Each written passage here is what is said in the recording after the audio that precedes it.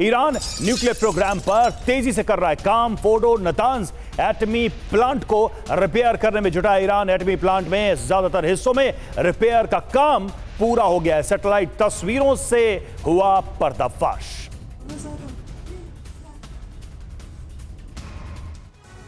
और चलिए अब आपको बिग वॉल के जरिए सैटेलाइट से ली गई 3 तस्वीरें दिखाते हैं। पहली तस्वीर जो है वो 24 जून 2025 की है, जब अमेरिका ने हमला किया था। अमेरिकी हमले में न्यूक्लियर प्लांट कैसे तबाह हो गया था। तो यहां पर आप देखिए ये फोर्डो, ये नतांज, और यहां पर अब आप देखिए 23 सितंबर की तारीख है। अब यहां पर पहले अगर हम 24 जून की तारीख की बात करें, जब अमेरिका ने फोर्डो प्लांट पर जो अटैक किया था यूएस हमले में, यहां पर आप देखिए ये हमने इसको पूरी तरह से मार्क किया हुआ है। और ये न्यूक्लियर प्लांट के पास कैसे बड़े बड़े गड्ढे हो गए फोर्डो न्यूक्लियर प्लांट में। और यहां पर आप देखिए ये जो तबाही के निशान है वो भी अमेरिकी हमले में साफ तौर पर नजर आ रहे हैं। ये जो तारीख है, ये जो तस्वीर है वो 24 जून 2025 की है। कैसे तबाही मची थी रवि?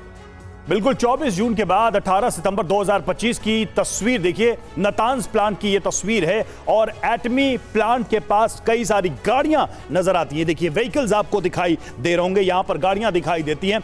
यानी कि इस तस्वीर के माध्यम से ये बताने या कहने की कोशिश कि यहां पर जो नुकसान हुआ उसको रिपेयर करने का काम किया जा रहा था। और यहां पर व्हीकल्स और बाकी लोग यहां पर पहले से मौजूद, ताकि नतांज एटमी प्लांट को जो नुकसान हुआ था पहले 24 जून के हमले में उसे ठीक किया जाए, उसे रिपेयर किया जाए। बिल्कुल, कुल मिलाकर इजराइल और अमेरिका का जो मकसद था, जो एम था, कहीं ना कहीं उसको चैलेंज करते हुए नजर आ रहे हैं। अब यहां पर आप देखें फोर्डो न्यूक्लियर प्लांट की तस्वीर आपको दिखा रहे हैं। नतांज की तारीख देख लीजिए, 23 सितंबर 2025 की तारीख है। प्लांट के कई हिस्से अब एक बार फिर से दुरुस्त किए गए, क्योंकि आप देखें नतांज और फोर्डो इन दोनों पर अटैक किया गया था अमेरिका की तरफ से। यहां पर आप देखें कई जो हिस्से हैं वो दुरुस्त कर लिए गए हैं। वो ये साबित कर रही है ये जो सैटेलाइट तस्वीरें निकलकर सामने आई है, यानी कि जिस तरीके से अमेरिका और इजराइल की हर मुमकिन कोशिश थी कि जो ईरान का परमाणु प्लान है उसको ध्वस्त किया जाए, उसको बर्बाद कर दिया जाए,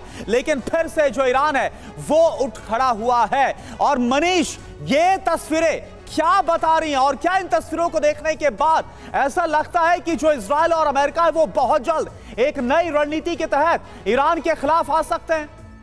देखिए, जिस अंदाज में इजराइल के प्रधानमंत्री बेंजामिन नेतन्याहू मानचित्र को दिखाते हुए बता रहे थे कि ये भी खत्म, ये भी खत्म, ये भी खत्म, तो शायद उनकी मंशा होगी कि अगले साल जब वो आए तो उसमें वो एक और नाम जोड़ें कि भाई ईरान से ये भी खत्म। लेकिन ये इतना आसान नहीं होगा। देखिए, ये बात सच है कि इजराइल और अमेरिका रुकने वाला नहीं है, लेकिन ये भी उतना ही सच है कि ईरान भी झुकने वाला नहीं है।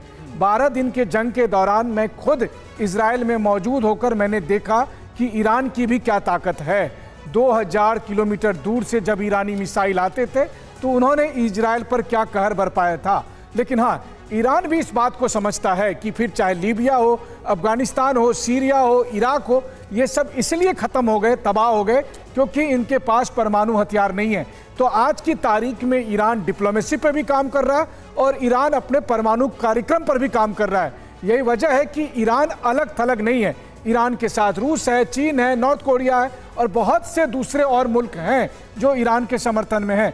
तो इजराइल और अमेरिका के लिए ये जंग आसान तो नहीं होगी, लेकिन ये जंग होने वाली है, ये तय है। और उसके बहुत से कारण हैं, लेकिन इजराइल और ईरान के बीच कभी भी जंग होगी ये कम से कम प्रधानमंत्री नेतन्याहू ने बता ही दिया है। बिल्कुल, और अगर ये जंग आगे होती है तो ईरान की सबसे बड़ी उम्मीद रूस से है।